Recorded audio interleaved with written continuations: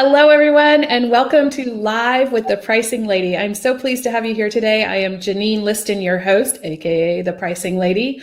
I work with small business owners to help them know what to charge, how to set those prices, and close more deals. I'm so thrilled that you're here with me today and my very special guest, Melitta Campbell. Welcome, Melitta. Hi, Janine. How are you doing? I'm well. I'm really well. So for all of you listeners out there, thank you for joining us live if you're here live, and feel free to say hello if you are. And for those of you who will be listening later on, welcome as well. So Melitta, why don't you go ahead and introduce yourself? Sure. So I'm a business and communications mentor. I help women to really strategize their dreams. So their dream of starting a business, and I see so many people held back by not having a clear direction, not quite having that confidence and wondering, can I really do this? And the answer to moving forward is to have a little cheerleader behind you who can help you step by step take your dreams forward. And so you always know exactly where you're going. And then, of course, you get where you're going faster. You can upgrade your skills, master your mindset. And my end goal is for everyone to build a business that they love. Right. Wow, that's fantastic. So Melitta, we met when? About a year ago? Has it been a year yet? It might even be a little bit less than that. Right, if I remember correctly. So we travel in a lot of same circles, as you can say. Melitta's also here in Switzerland, but she's in the French region, in the outside of Lausanne, in Vevey? Montreux. Okay, that's right. So we've been crossing paths a lot in our endeavors around here to support business owners in Switzerland. So it's fantastic to have you on the show here with me today. And why don't we start by you tell people a little bit about your own journey with your business, because you've had more than one, if I remember correctly.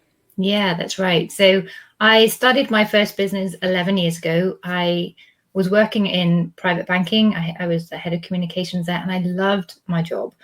But I just had my first daughter, and I really wanted to be able to work flexibly around my daughter, but still do meaningful work. So work that I loved just as much. So I decided to start my own business. And I knew communications. I had a big network in the communications community here. So I thought, well, I'll just start by writing newsletters for someone. I could do that just a couple of hours a week around my family so I can keep a hand in while I decide what to do next. So my prices at that stage weren't very high, and I attracted clients quite easily because I had a good reputation and I thought my prices were good. But the fact that looking back, I had so many clients so quickly probably indicated that they could have been higher. Right. And I knew of other people who were charging a lot more, and I knew that what they were delivering was nowhere near the quality that I was, but I still didn't feel comfortable. So I think it was partly myself. I kept imagining, would I hire myself at this price? Forgetting that I was working with large corporate who have a lot more to spare. But I think for writing a newsletter, it was an okay price, but then very quickly my people could see that I was able to do a lot more than just write a newsletter, and I got involved in lots of communication strategy projects for large companies like Nestle, the UN, and it was really exciting. And I ended up doing all sorts of things like I wrote a Huffington Post article for the CEO of Nestle, and I started writing some of his speeches. But I didn't ever change my prices over 8 years. And then towards the end, as you said in your marketing, I started to attract nightmare clients. And it wasn't that they didn't value me. It's just I wasn't valuing my services high enough. So they're like, oh, for that price, we can just get her to do all this rubbish stuff. And they didn't really respect me as a consultant either, because that's not what my prices said. Right. So the end result was I had too much work that I didn't enjoy, and I came very close to burning out of that business. And in fact, I took a big step away from that and went and did something completely different altogether. So yeah, I think looking back, if I had the courage to charge a higher price, and I think I could have easily tripled my prices. Now I'm looking at as a business coach, that's certainly what I would advise myself to do. certainly double them straight away and move to even an even higher rate. And I would have been pricing myself and getting the better quality clients, which meant I wouldn't have had to take so many as well. I could have had the same income with less hours, and it would have been a whole different situation. But at the same time, that journey took me to where I am now. So it's not all bad news. Well, it's all part of the process. Yeah. Some people, it takes more time. Some people, it takes less time, and it doesn't mean it's right or wrong. It's just part of the process. So there's two things in there I'd like to talk about a little bit more. So you mentioned this biggest pricing mistake being underpricing and attracting the wrong clients. And that's something that happens quite often. And I'd like to, there's 2 points in that. And one is that when we undervalue ourselves, then it's hard for customers to also value us in the way. So the valuing of what you offer, whether it be a product or service, actually starts with you and your beliefs about it. And then customers will appreciate it that much more as long as they see that you are as well. Yeah. And that's something I knew because, my background is in marketing and communications. I've got a master's degree in marketing, and I know the 7 Ps and price is an important part of how you position yourself. And yet this wasn't something that I thought about.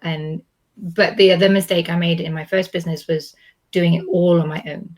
And that I don't even think I knew that things like business coaches or pricing strategists or anything like that existed to help. I think if I had turned to someone, then it would have been quite different as well. But I guess that's kind of tied into the valuing yourself as well, right? You have to value yourself to invest in yourself too. Right. Absolutely. Before I go into that, I wanted to bring up the second point. The second point is really around boundaries. So a big part of underpricing ourselves often comes in the fact that we haven't set clear boundaries, first for ourselves and second, then for the clients. And that can also lead to these nightmare situations where we start to feel some level of resentment because we feel like we're not being paid what we're worth, if you want to put it that way. Yeah, I definitely didn't have any boundaries. I was working until 2 or 3 o'clock in the morning. My husband was traveling, and I live abroad, so I didn't have a support network. And then I was up at 5:30, 6 o'clock in the morning for my kids, and I was exhausted. So I definitely should have had better boundaries. And even if I just did that simple equation where you think, okay, well, this is the time I'm going to put into my work. This is the income I want. Divide the two, voila, you have your income. Like, even if I'd done something simple like that, I would have come out with a higher fee. But So speaking of that, actually, I have a tool to help people with that, which I'll put the link in the comments below so that people can check it out. It's a free tool online that helps you, especially for service businesses, be able to see that relationship between the time that you have available and what you might need to charge for that. So that's a very important thing to look at when you're running a business. I love that you've got a promotional one as well, haven't you? Or is it the same one? I think it's the same one. Yeah, because that's awesome. Because what I've subsequently learned is how to run promotions on your products and services. And when you discount your price, even by a small amount, the impact of that is massive. And you don't always, as we were talking about, it doesn't result in you attracting the right clients. So it's rarely the right strategy to go. I mean, there's lots of different promotions that add value in better ways and protect your boundaries and your brand as well, I think. So but that's a great tool. Exactly. Actually, no, it is a different tool. You're right. So why don't I ask you this question? What has been your biggest pricing challenge? So in my new company, so I've evolved since then. So then I was helping with the sort of marketing communication strategy for large corporate. Now I'm doing a similar thing for solopreneurs and people starting out in business, and with the business strategy mixed in with that as well. So it's really a step-by-step process. But the biggest challenge is to price it in a way that gives my clients the journey that I want to create for people. So because I'm working with people who are at the earlier stages of business, often this will be the first investment they make. And that first investment can be really scary. And you may have the money in the bank, but then you're not used to investing in yourself yet. Perhaps you've come from corporate and where everything's been paid for you, and you're told, oh, have this training course for free. Whereas now you have to invest for yourself. And I think until you invest in yourself and see the results, it's hard to get the confidence to keep on that process. Now, I've invested thousands in my development, and I've seen the results, and it's given me the courage to keep increasing that amount. And the more I invest, I get so much more value back. It's quite incredible and faster as well. So it's definitely worth making that investment. But I think my challenge is matching my pricing sort of curve or journey for my clients with their own journey through their pricing sensibilities as well. So does that make sense? It does. And I think when we talked before, you had mentioned, the price that attracts the right people and motivates you to provide the best work for them. But I think you've added a third thing in here. It also supports their journey, right? And where they are in that journey. Because that's a very important part of it. Yeah, exactly. So I'm kind of working on both ends of the scale now, where at the top end, I deliver something that's like really in-depth, juicy, is going to really help people accelerate their results and build their business faster. But then the price for that is a lot bigger than it is at the beginning of the scale, where people are just starting to kind of dip their toe in. And so there's some people who are saying, oh, just don't work with them anymore. Work with people who are more established and ready to invest. But then that's not my brand, and that's not my proposition. That's not what I want to be doing. So I don't want to say, oh, tough, figure it out for yourself. I want to be able to help these people, but then I can't spend all of my time doing that, because then it's that balance. So what I'm doing now is a series of online self-study courses that I can produce at lower cost. And then when they're ready to invest, they can go to the next package, or they can add on to that some one-to-one mentoring, something like that, so that they can get that extra value. So they can really choose their own price point effectively according to the results they want. And then they can go step by step and feel supported every step of the way. And it works for them, and then it works for me as well, because I'm getting paid the right amount for the time I'm putting in for every level of my client's journey. So it's still experimentation a little bit, so we'll see how it evolves and develops. But at the moment, I'm feeling quite excited actually to launch this new system. Excellent.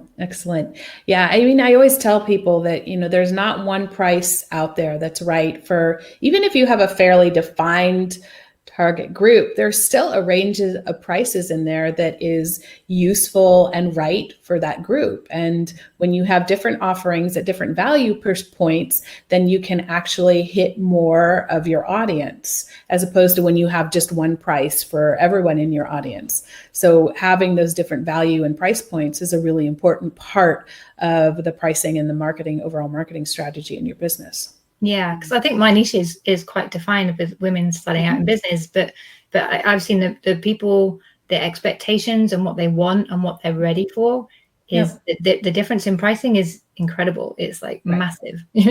I've also started to think of it as do it yourself, do it with me, and do it for you. And kind of the thinking in the levels of value that you can offer. I'm sure there are lots more in there, but at least from a service perspective, that's one way to look at it. Right? Yeah, exactly. So that's what I'm doing. Self-study, do it together with a group, or we'll do it one-on-one together. So obviously at the one-on-one stage, they get a faster journey, they get a lot more value, but it doesn't mean that anyone else is not getting what they need, the support they need. So I'm excited.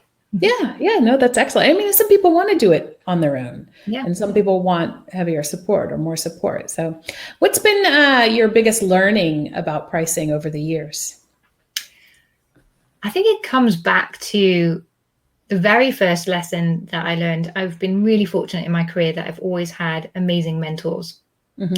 My first proper job was working with a small startup, and I very quickly started reporting directly to the CEO, and he became my mentor as well. And he was always saying, perception is everything.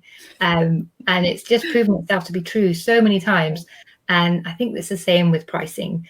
The price you set really does set a perception. You know, if you go into a store and you're going to buy some hand cream, the perception of the one you get for £2 or $2, let's say, versus the one you get for 30, I mean, it's the same thing. It just moisturizes your hand, but the perception is very different. And I think applying that but you have to apply it from a point of view of knowing your ideal client inside out. Otherwise, you're just guessing. It's not perception, it's just estimating. So yeah, get to know your clients as much as possible so you can really understand the scale and the price points and work with them, I think. Right. And what's most important to them. So that's absolutely, in my opinion, correct that it has to start with a deep understanding of your customer. Huh? But I get bonus points for being correct. Yeah. A gold star. You can imagine a little gold star on your shoulder there. Something else that you said along that is getting really clear on your value, but then also having the courage to go out and implement it. So, you know, and sometimes in pricing, there is this element of having the courage to give it a try. Yeah. And that's something I work on a lot with my clients is because particularly with female business owners, I've seen that confidence is everything. And you really have to have that confidence in your value and stand by your pricing.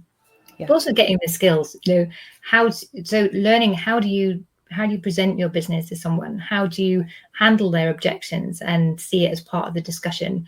And how do you stand by your pricing, but or see where, like, what would work for them? Is there something else you can be doing to still add value within their price point? So it's a whole discussion, but it takes confidence. If you don't have confidence in what you're offering, then the client never is.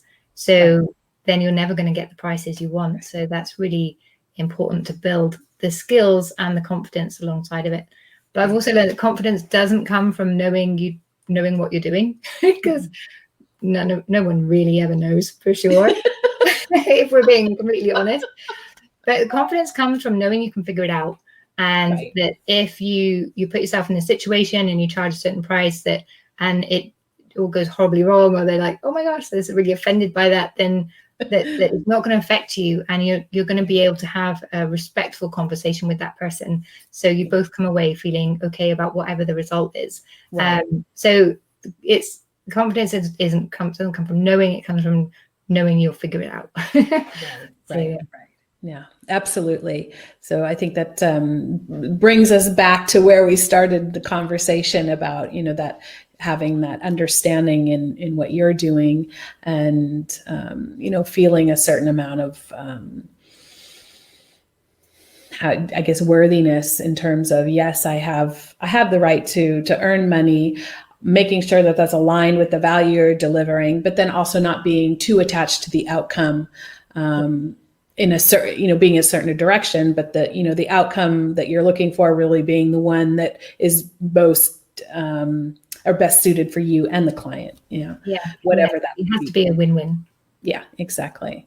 So Melitta, thank you so much for being on the program. If you can believe it, that's our time is just about up here. So I know it goes so fast, doesn't it? So if people want to get in touch with you, where's the best place for them to reach you?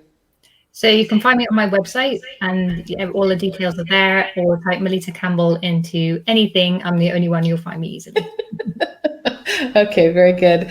So I'll put, you see the link to her website here, and I'll put some other places that you can reach her into the comments below. I'd like to thank you so much, Melitta, for being with us, or being with me, and all of you out there who are listening today. I actually see there is a comment that has come in. So, hello, Sibel. Sibel, thank you for watching. She was a previous guest on the show. So thank you for being with us today. And Melitta, thank you as well for joining me today. It's been fun. Yes. So for all of you out there, if you'd like to know more about how to work with me, the pricing lady, or if you'd like to find some of those tools that we mentioned earlier, you can go to thepricinglady.com. I'll also put the direct link to the tool right in the comments below so that you don't have to find it. Next week on the show, I'm very pleased to have my guest. Her name is Yasmin Garashi. I think I pronounced her name right.